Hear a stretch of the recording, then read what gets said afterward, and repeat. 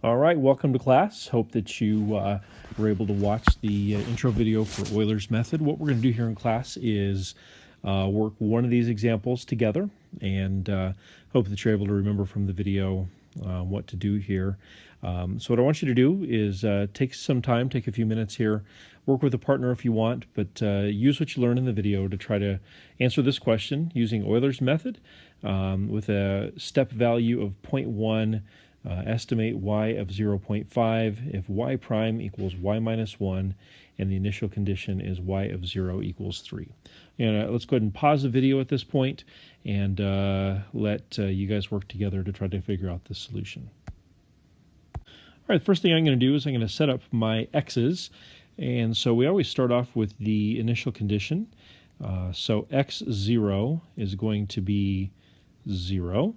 And our step size is 0.1, and we're supposed to get up to 0.5. So it's going to be several steps. So x1 is going to be simply the previous x coordinate plus a step size, so 0.1. And then x2 will be another step size up. We're going to keep going here until we get up to our target value of 0.5. And we're there. Okay, and then our y's, we're going to have to do a little bit of work here. Our y0, our initial y, is going to, of course, go with the initial condition as well. So it's going to be y of 0 equals 3. And now here's where we start into our cycles of Euler's method. All right, so Euler's method is going to be using all the information from the previous point. And so as I set up my y1 is going to equal the previous y coordinate, which of course is 3, plus the slope based on the previous point. Now, this is the first time we're going to use our differential equation. Of course, that's right here. And so slope, which is y prime, or dy dx, of course, is equal to the y coordinate minus 1. So remember, everything is based upon the previous set of information. And so the previous y coordinate was 3. 3 minus 1 is 2. So the slope that we're going to use is 2. And then we multiply by the step size, which is 0.1. That'll be consistent, of course, throughout. So I'm going to end up with 3.2. All right, so that's one cycle. We're going to keep going here. Y2 then would equal the previous y coordinate, which is 3.2, plus the slope based on that previous y coordinate. And, of course, the slope is still y minus 1. So it's going to be 3.2 minus 1 this time. So it's going to be 2.2 and then times our step size of 0.1. And so this is equal to 3.42.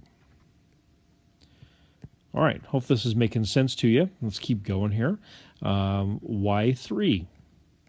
So that's going to equal the previous y coordinate, which is 3.42. plus the slope based on the previous coordinates.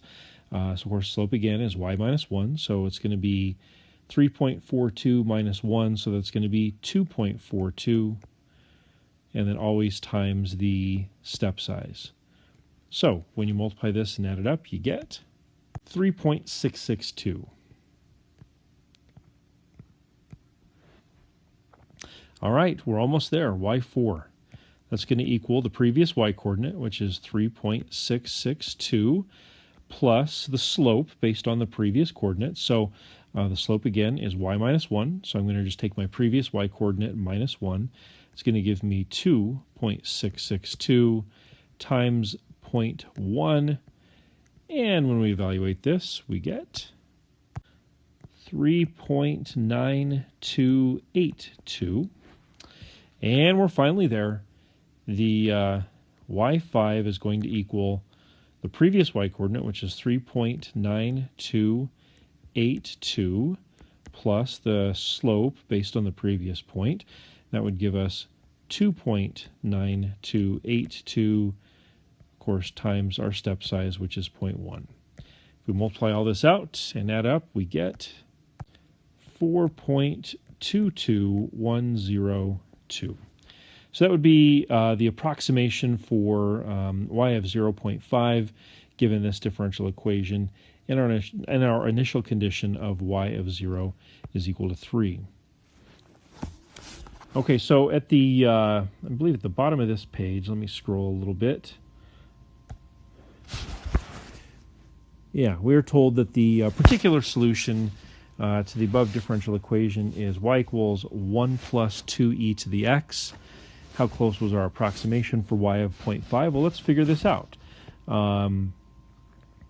So this, using the actual solution here, y of 0.5, we'd use our calculators to do this. So take a minute and let's calculate it.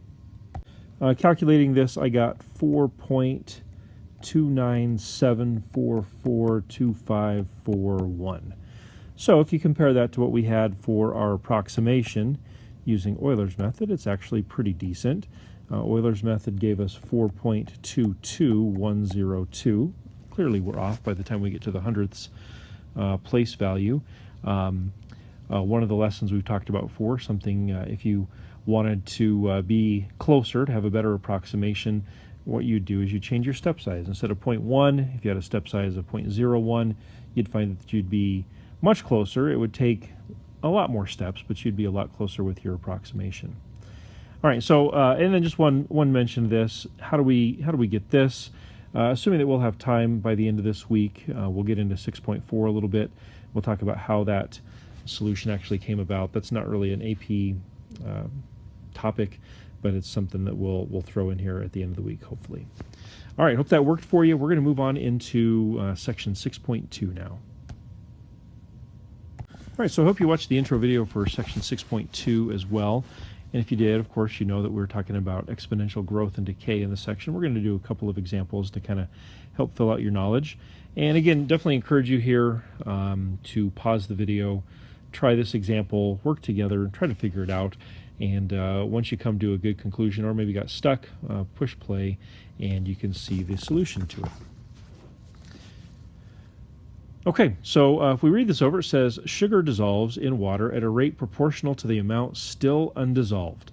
So that's a pretty important phrase there, at a rate proportional to the amount still undissolved. Or you could say rate proportional to the amount that's still there. And so what we're going to do is we're going to take that phrase and we are going to write a differential equation for it. So I'm going to say, I'll say dA dt, where A stands for the amount of sugar. I'll use letter A instead of letter S. So dA dt is equal to K times A. So I'm getting that from this phrase proportional to, that's where that K comes from, the amount that's still there. So A stands for the amount that's still there. K is our proportionality constant. So I believe in the intro video I showed you how to derive the solution to this differential equation. It's something that you do definitely want to know how to do, but in some of these situations it's okay if you just know the solution to the diff EQ. And so we could write that out if we wanted to right here. We could simply say we know the solution is A of t is equal to initial A times e to the kt. Like I said, you do want to know how to get there, but at this point I'm going to go ahead and just substitute, or not substitute, but write the solution to the differential equation. Some couple of important points here. We want to recognize for sure that this differential equation describes exponential growth or decay, and we want to recognize that this would be the solution curve to that. I hope that makes sense. It's something that I think the AP folks want you just to be able to recognize, and I think it's important to be able to make that connection as well. Okay, so now that we have these two things written down, we can start working on the question. It says, suppose that there are 50 grams of sugar initially. So let's think about that word initially. Initially typically means that when t is 0. That's what it means here as well. So if there are 50 grams of sugar initially, we can approach this, I suppose, in a number of ways. But one of the ways we could think about it is when t is 0, A is 50. So you could write it like this. You could treat it like the initial condition that it is. You could say 50 equals A initial times e to the k times 0. Of course, k times 0 is 0. E to the 0 is 1. So that would lead us to believe that initial A is 50, just like it says. And so then you could maybe write A of t equals 50 e to the kt. But in order to be able to use this, we have to be able to know what K is. And so it goes on to say, and after 3 minutes, only 20 grams are left. So this is going to be another initial condition that will allow us to find our K. So I'm going to say when T is 3, A is 20. So 20 equals 50 e to the 3K. All right, so we're going to solve for K here. To do that, we need to divide both sides by 50. 20 divided by 50 is 0.4. That's equal to e to the 3K. To be able to solve this, we need to do ln of both sides. So you're going to get ln of 0.4 is equal to 3K. And I've got to turn to the calculator to solve this. And when I do that, my calculator is telling me that K is equal to negative 0.305430244. It's going to be really important that we store values like that in our calculator. We don't want to round early. Running early is definitely going to cause us to be off by quite a bit. So my exponential growth or decay equation would look like this. A of t equals 50 e to the, I'm just going to write kt. We know what k is from before, so it's right here. And now we're ready to use it. So it says now in the question, what is the total time it takes for 90% of the sugar to dissolve? Okay, so let's remember that A of t is the amount that's there. 50 is the amount that was there to begin with. So you just want to be careful with this. If 90% of the sugar is going to dissolve, doesn't that mean that there is 10% left? So if there's 10% left, I would say that A of t is 5. So I would write 5 equals 50 e to the kt. Again, we know what k is. I'm just going to write it shorthand like that. Dividing both sides by 50, we're going to be trying to find t here because it says what is the total time. So we end up with 0.1 is equal to e to the kt. I'm going to go ln of both sides. That'll give me ln of 0.1 is equal to kt. All I'm left with now is to evaluate and then divide by k. So I'll do that on the calculator. So as I work that out on the calculator, after I divided by k, I would get a total time of 7.5388 approximately. I believe it's in minutes as well. Yep. So 7.5388 minutes for 90% of the sugar to dissolve, leaving us with 10% still undissolved. If you had rounded early, I think you'd get a fairly significantly different answer. All right, so we're going to go ahead and move on to number 2. And again, I encourage you all to try this one on your own. Pause the video, give it a shot, and push play when you want to see the solution. All right, so this question reads, a radioactive substance decays at a rate proportional to the amount that's present. Again, it's a really important phrase right there. You're going to want to be able to recognize that. So decays at a rate proportional to the amount present. So from that, I'm going to write a differential equation, maybe dr dt, where r stands for the amount of radioactive substance. And since the rate is proportional to the amount that's there, we're going to write equals k times r. And again, you can certainly solve this differential equation by separation of variables, which we'll be studying a little more in depth in the next section. But for now, if you want to just remember that the solution would be r of t equals r initial times e to the kt, that would be fine. All right, so we got to figure out what the r initial is, and or at least some kind of representation of it. But for sure, we need the k value. So we're going to keep reading here. It says if 30% decays in 16 years, what is the half-life of the substance? So I'm hoping that this 30% decaying in 16 years will help us figure out that k value. Let's keep in mind what the r's stand for. R0 is initial r, but r of t is the amount of the substance that's there. So if 30% decays, how much is there? 70%. So here's how we're going to handle that. I'm going to divide both sides by R0. Of course, this will cancel out over here. So if 70% remains, R of t over R0 would be 70%, or 0.7. This would equal e to the 16k, because this particular pattern will happen in 16 years. So to be able to solve this for k, I need to do natural log of both sides. ln of 0.7 equals ln of e to the 16k, and so that gives me ln of 0.7 equals 16k. I need to turn to the calculator now, of course, to solve for k. So when I do that, I end up with a k value of negative 0.02292.184. Of course, this is a negative k value. Hopefully that makes sense because we have a substance that's decaying. That should produce a negative k value.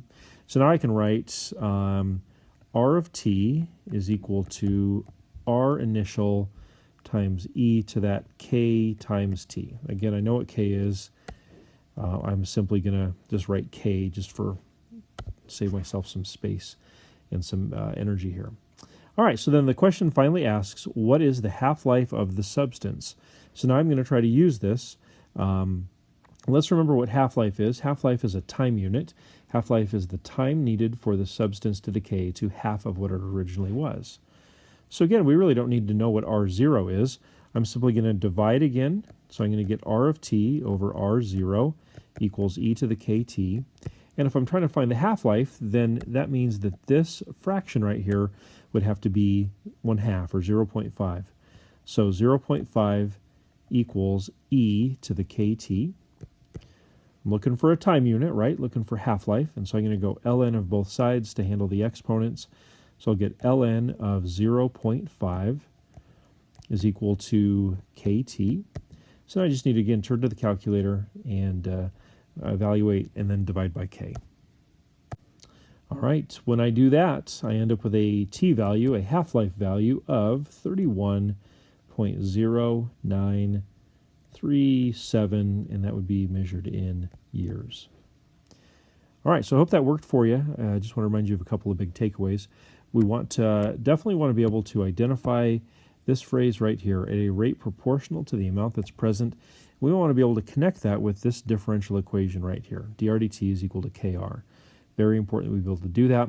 And then moving forward, we want to know that this right here is the solution to that differential equation. And then we want to be able to use ln's appropriately to be able to find our k's, our t's, or maybe our initial r's as well. Again, I hope that worked well for you. We have another day coming up tomorrow where I won't be here, but beyond that, I look forward to seeing you when I get back.